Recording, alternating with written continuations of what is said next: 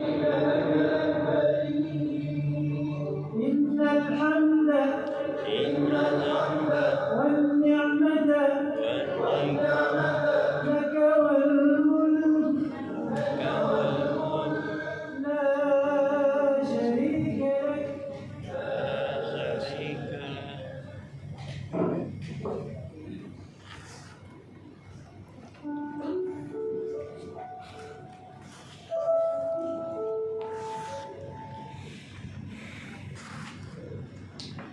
Mohon izin dulu saya pun sedang dan para leader semuanya, tentu saja yang Allah perhatikan, Allah memuliakan para tamu Allah, tamu Rasulullah yang ada di sini. Assalamualaikum warahmatullahi wabarakatuh. Waalaikumsalam warahmatullahi wabarakatuh. Ikuti dulu ya, kita bertarbiyah. Labbaik Allahumma labbaik. Labbaik Allahumma labbaik. Labbaik la syarika laka labbaik. Labbaik la syarika laka labbaik. Innal hamda wan ni'mata laka wal mulk la syarika lak. Sekarang sambil pejamkan mata, ayah bunda, bapak ibu semuanya, rasakan kita semakin dekat dengan tanah haram, dengan Ka'bah. Labbaik Allahumma labbaik. Labbaik Allahumma labbaik. Labbaik la syarika laka labbaik. Labbaik la syarika laka labbaik. Innal hamda wan ni'mata laka wal mulk la syarika lak. Bapak Ibu, bayangkan saat ini kita semakin dekat ke Ka'bah, ke area Mu'tazam. Di hadapan Mu'tazam kemudian kita mengaku di hadapan Allah Subhanahu wa taala. Astagfirullahaladzim. Astagfirullahaladzim. Astagfirullahaladzim. Alladzi la ilaha illa huwal hayyul qayyum wa atubu ilaih. Ya Allah, ya Rahman, ya Rahim, Engkau yang paling mengetahui siapa kami, ya Allah. Engkau yang paling memahami kedalaman hati kami, ya Allah. Ini kami hamba-Mu, ya Allah, hamba yang seringkali berbuat dosa, ya Allah, hamba yang seringkali berbuat maksiat kepada-Mu, ya Allah, hamba yang seringkali lupa kepada-Mu, ya Allah. Namun sedikit pun Engkau tidak pernah lupa kepada kami, hingga Engkau kumpulkan kami saat ini di tanah ini, ya Allah, hingga Engkau hidupkan kami sekali lagi ini, ya Allah. Engkau sangat baik, ya Allah. Sementara hamba ini semakin lupa setiap hari kepada-Mu, ya Allah. Ampuni hamba, ya Allah. Maafkan dosa hamba, ya Allah. Ya Allah, ya Rahman, ya Rahim, kami lelah, ya Allah, yang setiap hari hanya mencari dunia, ya Allah. Kami letih, ya Allah, yang setiap saat menginginkan puja dan puji manusia.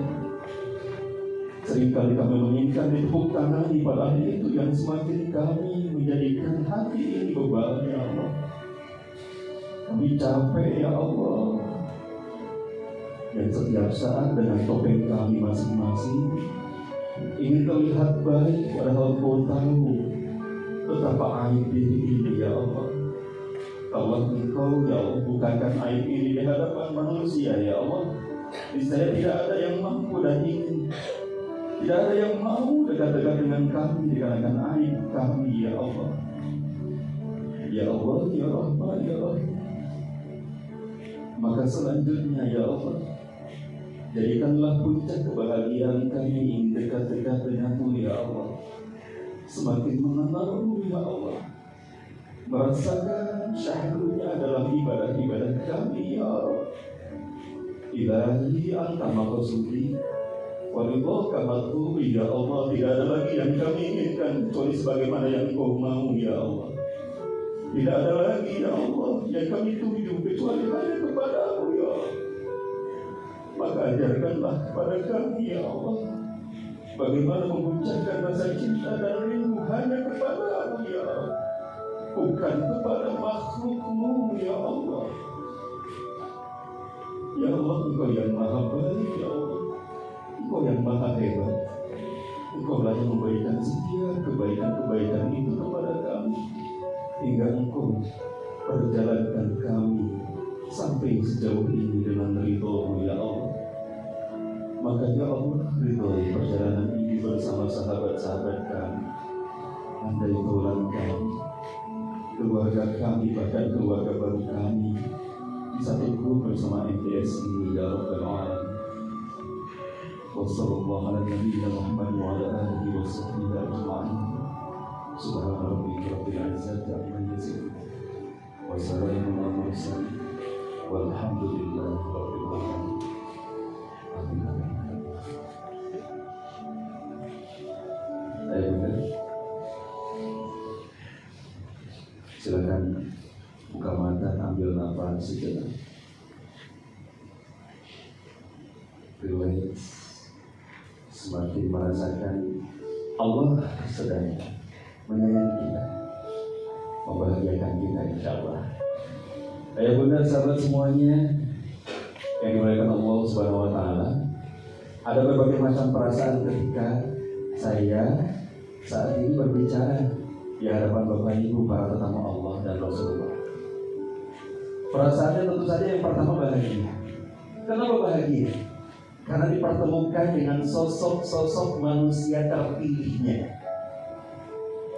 Bapak Ibu, ketika dari perjalanan dari manapun Bapak Ibu pergi, dari Jogja, dari Semarang, dari Wonosobo, bahkan dari Pontianak, dari Kudus ke tempat ini, Masya Allah, banyak gak ditemukan orang-orang seperjalanan? Manusia yang lainnya banyak gak kita lihat? Tapi kenapa yang dihadirkan Allah di ruang ini hanya Bapak Ibu? Itu pertanyaan. Kenapa Bapak Ibu yang dimudahkan oleh Allah untuk hari ini bangun kembali dari tidur kita dan kita berkumpul bersama-sama di tempat? Berarti ada sesuatu yang berbeda, dan itu yang membahagiakan saya. Tapi di sisi lain juga saya merasakan gelisah. Kenapa? Dikarenakan ada banyak orang yang diberikan waktu untuk berbagi, sharing, berbicara. Bapak Ibu, semakin dia dibagi waktu berbicara, semakin hatinya kebal. Dia terlalu banyak berbicara tentang Allah, tapi sedikit berbicara dengan Allah. Bagaimana mungkin kita bisa menyalurkan listrik kepada orang lain sementara kitanya sendiri tidak tercolok listrik itu? Bagaimana ketika seseorang berbicara tentang Allah padahal di dalam hatinya bukan tentang Allah? Dan itu gelisah. Sebagus apapun nanti yang saya jelaskan kepada Bapak Ibu tidak akan menjadi wasilah keberkahan ketika Allah tidak ridho.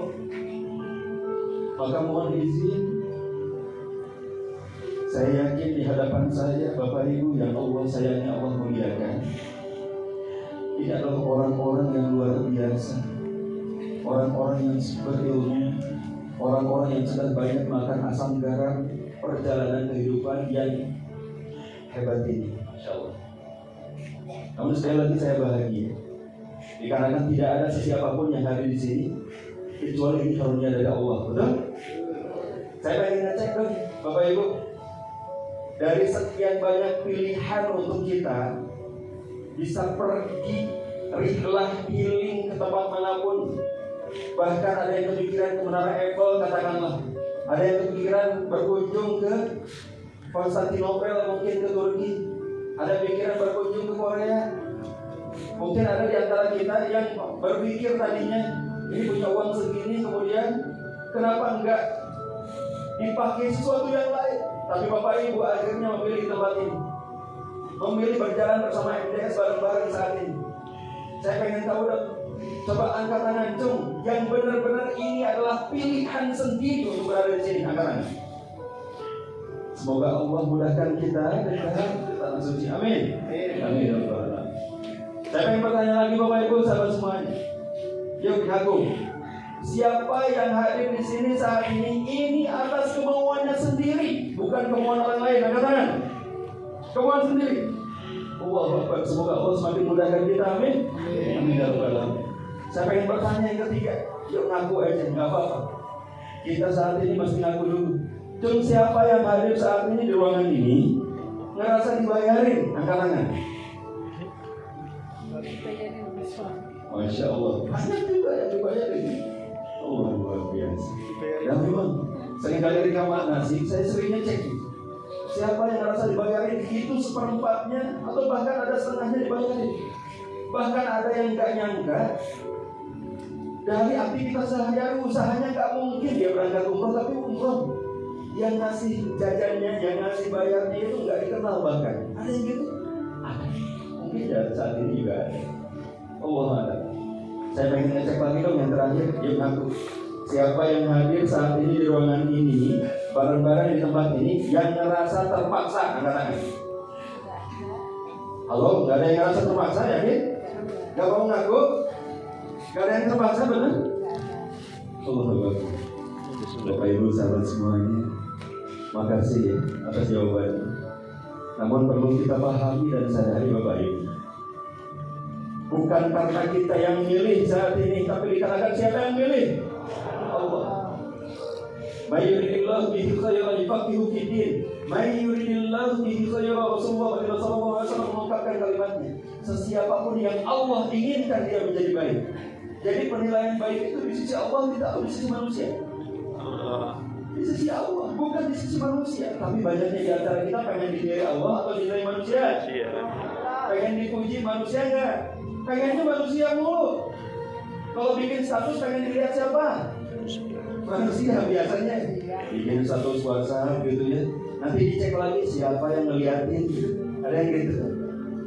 Banyak di antara kita yang pengen dilihat manusia, yang pengen dipuji manusia, tapi lupa bahwa Allah sesungguhnya pandangan Allah yang paling berharga dibandingkan semua itu apapun.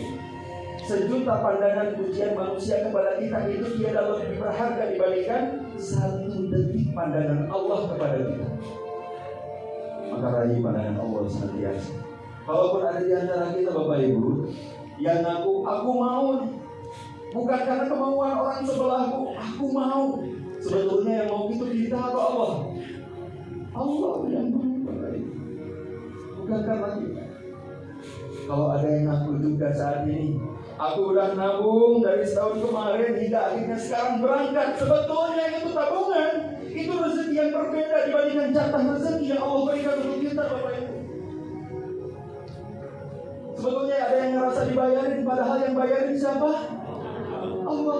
Kalaupun di antara kita ada yang ngerasa terpaksa, ada yang ngerasa terpaksa, yang maksain siapa? Allah. Bapak Ibu, paksaan Allah itu boleh jadi dari dulu hingga saat ini kita tergerak semuanya. Allah yang maksain, Allah yang menghadirkan kita semuanya berada di tempat ini saat ini. Bahkan saya tertampar-tampar ketika Rasulullah Baginda Sallallahu Alaihi Wasallam mengungkapkan dalam salah satu hadisnya yang berbunyi seperti ini: "Idza arada Allah bi'abdin khairan ista'malah." Ketika Allah menginginkan kebaikan kepada seorang hamba, ista'malah, Allah jadikan dia beramal. Bapak Ibu, ternyata kita nggak bisa bangga dengan amal kita. Sekeren, sehebat apapun amal kita Bapak Ibu. Ada yang berkata, aku sudah tahajud tiap malam, aku udah sedekah subuh tiap pagi, aku duhanya nggak pernah kelewatan, aku adalah si paling umrohnya tiap tahun, aku sudah haji. Sekeren apapun amal itu, ternyata kita nggak bisa bangga, karena yang bikin kita beramal siapa? Bahkan Allah yang bikin kita beramal. Sampai-sampai kemudian para sahabat bertanya, "May yastamil?" Bagaimana cara Allah menjadikan seseorang itu beramal? Maka baginda sallallahu alaihi wasallam menjawab, "Yuftahu lahu amalan shalihan baina yaday mautihi hatta yaqul alaihi man hawla." Dibukakan peluang-peluang untuk dia senantiasa beramal baik. Dibukakan kesempatan supaya dia beramal baik. Bapak Ibu, saya bertanya, kita hadir di sini persiapan ke tanah suci itu amal baik bukan? Iya. Siapa yang bukain peluang itu? Siapa yang ngasih rezeki itu? Allahu Akbar. Ternyata Allah sudah mempersiapkan segala sesuatunya untuk kita. Mungkin ada di dalam kisah cerita kita, Bapak Ibu, 5 tahun yang lalu dalam keadaan yang pahit banget. Mungkin ada yang 10 tahun yang lalu dikenal PHK. Waktu itu pahit, ya Allah kok gini banget sih hidup saya. Waktu itu pahit kok, ya Allah kenapa bisnis saya bangkrut, ya Allah. Tahu nggak Bapak Ibu, sahabat semua, tiada lain itu adalah cara Allah untuk memberangkatkan kita saat ini. Boleh jadi satu bentuk detail kondisi kita masa lalu yang kita anggap gak baik, itulah cara Allah memberikan kebaikan itu untuk kita semuanya. Bahkan relate sekali dengan hadis ini, saya menemukan sebuah penelitian yang sangat bagus sekali. Sebuah penelitian ini sampai nampar-nampar baru pikiran. 14 abad yang lalu Rasulullah baginda SAW mengungkapkan bahwa Allah yang menggerakkan kita untuk beramal. Pertanyaannya, gimana sih cara Allah menggerakkan? Ketika kita diberikan peluang-peluang beramal soleh, lalu bagaimana cara Allah menggerakkan fisik kita saat ini? Ada satu penelitian yang menjelaskan ternyata, Bapak Ibu, otak kita sudah memutuskan untuk kita memilih apa sebelum kita sadar kita memilih 7 detik sebelumnya. 7 detik sebelum kita sadar memilih dan mengambil keputusan, otak kita ternyata sudah memberikan pilihan untuk kita semuanya. Kita lihat videonya yang satu ini.